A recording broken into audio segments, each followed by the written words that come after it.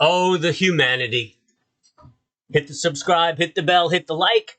Check me out on Twitter at trading_off. And let's get it on. Look at this bar, would you? Look at this. If this isn't atrocious. At one point, this was a beautiful hammer. And Psycho Broker was texting me, look at that hammer, look at that hammer. I said, dude, it's not a hammer until the day is done. And, look at that, turned around. It would have been a beautiful hammer. So we're testing the 200-day EMA. And we are certainly below the 200-day simple. Very, very scary. And we took out all these targets right here. And you know what? I got another target of 43.63. That's the next support. We have a nice support here. We could bounce off of it. There's nothing in this candle that's telling me that's going to happen. The momentum is down. We have Feds next week. I don't want to say it should be a quiet week because I thought this was going to be a quiet week. I don't think I could have been more wrong. But again, I didn't invest based on that theory. Everything I did was based on what the market was doing. So it was a very profitable week for me. Bloody. We were just up 1, 2, 3, 4, 5, 6, 7, 8, 9, 10, 11, 12, 13, 10 minutes ago. We were up probably 20 points higher than we are right now. Bloody.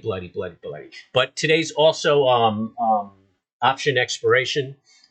So that adds to the volatility a little bit.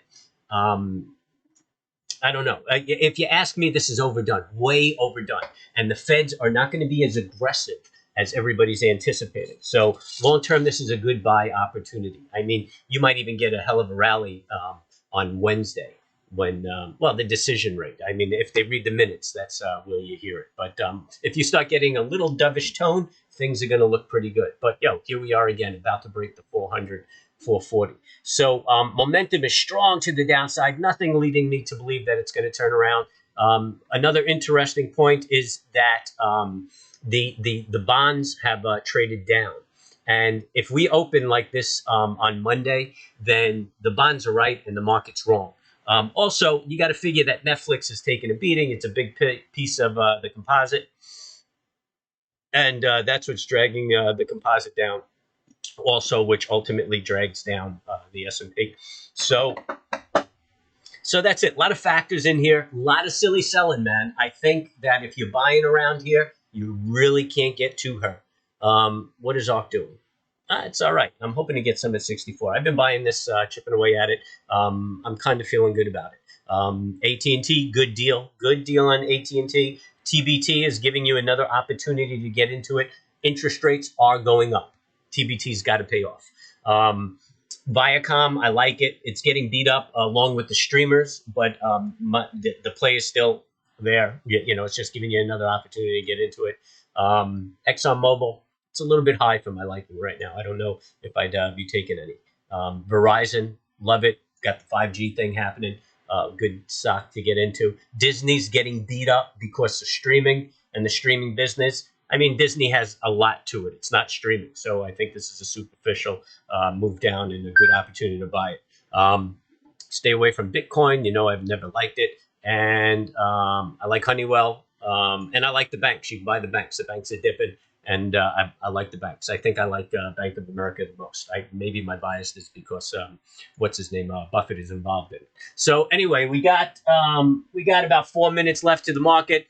Figure we'll probably move down another 100 points from here before the 4 minutes is up. Look at that, 43.98. Oh, the horror. Okay, I hope nobody's getting hurt. Everybody's making money, and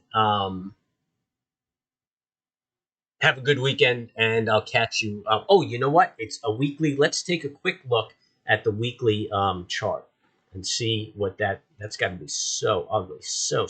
Oh, yeah. I'm sure that's going to be ugly. Where are you? Think. There you go. There you go. Look at that, man.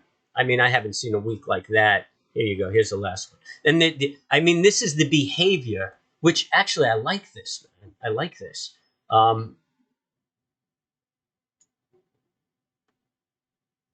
43.70. I like that.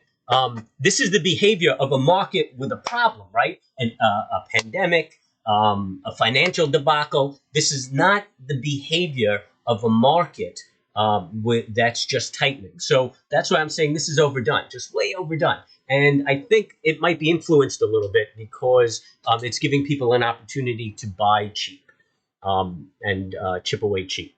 So I don't know, man. You know what? It's overdone. That's all I can say. How many times can I say it's overdone? But I like that it's tagging this lower Keltner right here. I think this is it, baby. You heard it here first. Should I call the bottom?